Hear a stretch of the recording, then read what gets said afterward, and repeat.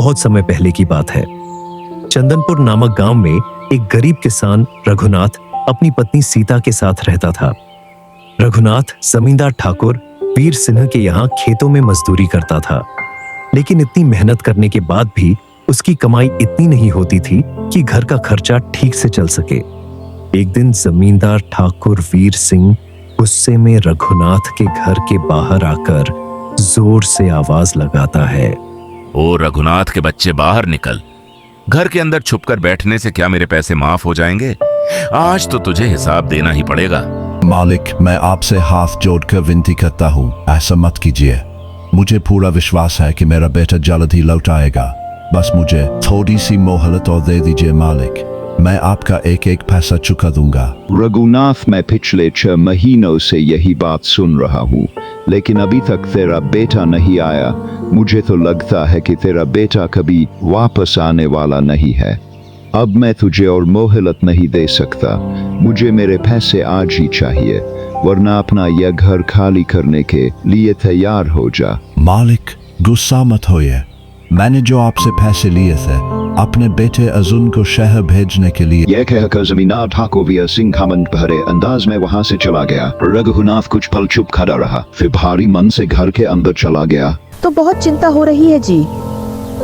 अर्जुन 6 महीने से कह रहा है आ रहा हूँ, लेकिन हर बार नहीं आता, और उससे बात हुए भी 1 महीने से ज्यादा हो गया है। कहीं उसे कुछ हो ना गया हो। ऐसा मत सोचो सीता, मेरा दिल कहता है उसे कुछ नहीं होगा। वो जरूर आएगा, इस हफ्ते ही आएगा। बस थोड़ा सा हौसला रखो, सब ठीक हो जाएगा। इसी तरह रघुनाथ अपनी पत्नी सीता को दिलासा देता रहा, और उसी दिन जैसे भगवान ने उनकी सुन ली हो, अर्जुन भी शहर से लौट आया। घर लौटते वक्त अचानक अर्जुन की नजर जमींदार ठाकुर वीर सिंह की बेटी पूजा पर पड़ती है, संगीत, और उसी पल उसका दिल जैसे थम सा जाता है। पहली ही नजर में वो उसे भा जाती है। अर्जुन कुछ संगीत और देर वहीं ठहर कर सोचता है, वाह कितनी खूबसूरत लड़की है, ऐसी लड़की तो मैंने आज तक नहीं देखी।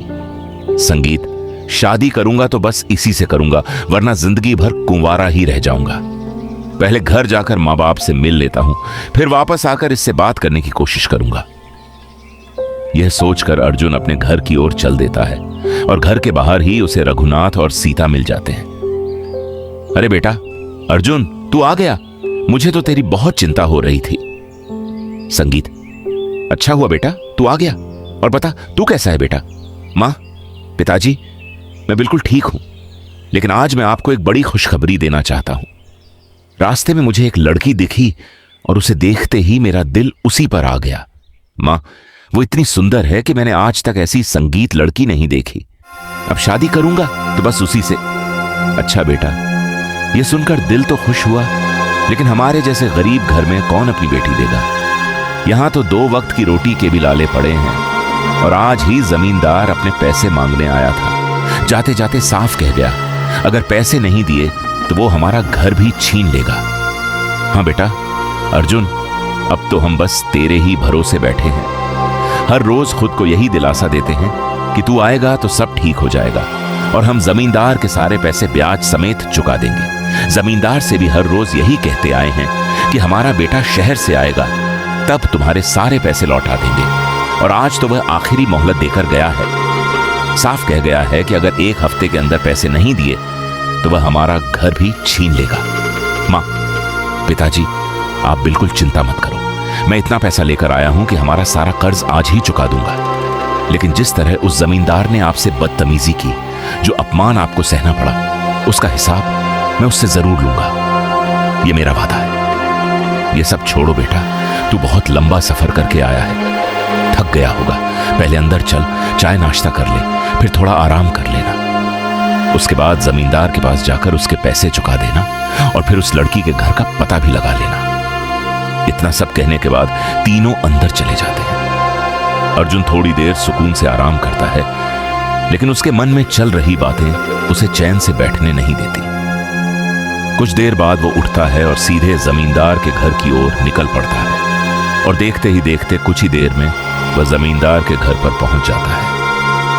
ठाकुर साहब, आपने जो किया वो बिल्कुल ठीक नहीं किया। चंद पैसों के लिए आपने मेरे माँ बाप का इस तरह अपमान किया, उन्हें बार बार परेशान किया, उनके दिल को ठेस पहुंचाई। क्या आपके लिए पैसे इतने बड़े हो गए कि आपको उनके दर्द और इज्जत की जरा भी परवाह नहीं रही? तो अब तुम मुझे सिखाओगे कि मुझे कैसे बात करनी चाहिए। अगर तुम्हें इतना ही दुख हो रहा था, इतनी ही बेइज्जती महसूस हो रही थी, तो इतने दिनों से मेरे पैसे क्यों नहीं चुकाए? कहां गायब थे तुम अब तक? जब तुम्हारे मां बाप मेरे सामने हाथ जोड़ रहे थे, उस वक्त तुम्हें उनकी इज्जत की चिंता क्यों नहीं हुई? अब जब सामने आकर खड़े हो गए हो तो मुझे ही समझाने लगे हो। पहले अपना कर्ज चुकाना सीखो, फिर मुझे ज्ञान देना। जमींदार ठाकुर वीर सिंह और अर्जुन के बीच झगड़ा अभी भी तेजी से चल रहा था कि तभी अचानक जमींदार की बेटी पूजा वहां आ जाती है।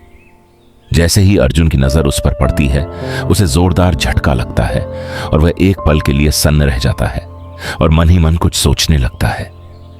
हे भगवान, यह क्या हो गया मुझसे? यह तो वही लड़की है जो मुझे रास्ते में मिली थी, और यह जमींदार, यह तो उसी का बाप निकला। ये पहले ही मुझ पर इतना गुस्सा है, अब तो यह चाहकर भी अपनी बेटी की शादी मुझसे नहीं करेगा। भगवान, यह किस धर्म संकट में डाल दिया तूने मुझे? जमींदार जी, ये आपकी बेटी है। हाँ, ये मेरी ही बेटी है। बोल, तुझे क्या काम है मेरी बेटी से? काम तो कोई खास नहीं है जमींदार जी, लेकिन सबसे पहले मैं आपसे माफी मांगना चाहता हूं, मुझसे जो भी गलत तरीके से बात हो गई उसके लिए। और एक बात और कहना चाहता हूं, आपकी बेटी मुझे पहली ही नजर में इतनी पसंद आ गई कि अब मैं उससे शादी करने की इच्छा रखता हूं। ये क्या बकवास कर रहा है तू? अपनी औकात देखी है तूने? 2 कौड़ी का आदमी, एक गरीब किसान का लड़का, और मैं इस पूरे गांव का जमींदार। तू सोच भी कैसे सकता है कि मैं अपनी बेटी की शादी तुझसे कर दूं? यह कहकर जमींदार अचानक चुप हो जाता है और कुछ पल के लिए गहरी सोच में डूब जाता है। एक काम करता हूं, इसे बहस करने से बेहतर है कि इसे मैं उस रहस्यमय जंगल में भेज देता हूं। अर्जुन, मैं तुमसे अपनी बेटी पूजा की शादी करने के लिए तैयार हूं, लेकिन तुम्हें मेरा एक काम करना होगा। अगर तुमने वह काम कर दिखाया, तभी मैं मानूंगा कि तुम मेरी बेटी के लायक हो। हाँ, बताइए, मुझे क्या करना होगा? मैं आपकी बेटी के लिए कुछ भी करने को तैयार हूं। तुम्हें मेरे लिए सूर्यपुर के जंगल से एक जादुई कटोरा लाकर देना होगा। वह तुम्हें उसी जंगल के भीतर मिलेगा। अगर तुम उसे लाने में कामयाब रहे, तभी मैं अपनी बेटी की शादी तुमसे करूंगा। लेकिन याद रखना, उस जंगल के मायाजाल से आज तक कोई भी जिंदा बाहर नहीं आ पाया है। ठीक है, अब मैं वो जादुई कटोरा लेकर ही वापस आऊंगा। यह कहकर अर्जुन वहां से दृढ़ निश्चय के साथ निकल जाता है। अर्जुन सबसे पहले अपने घर पहुंचा और अपने मां बाप को सारी बात विस्तार से बताई। उसकी आवाज में चिंता भी थी और हिम्मत भी साफ झलक रही थी। अगले ही दिन सूर्य की पहली किरण के साथ ही वो बिना देर किए अपने सफर पर निकल पड़ा। अर्जुन जंगल के रास्ते पर चलते चलते गहरे विचारों में खो गया। चारों ओर फैली खामोशी के बीच उसके मन में कई सवाल और उम्मीदें एक साथ उमड़ने लगीं। मैं तो वहां से जोश जोश में निकल तो आया, लेकिन अब इस घने जंगल में उस जादुई कटोरे तक आखिर कैसे पहुंचूंगा? न यहां कोई इंसान दिखाई दे रहा है, ना ही कुछ ऐसा मिल रहा है जिससे मैं पूछ सकूं कि वो जादुई कटोरा कहां मिलेगा और कौन है जो मुझे वो कटोरा देगा। कहीं उस लड़की के चक्कर में मेरी यहां आकर बैंड ही ना बज जाए। अर्जुन के मन में यह सारे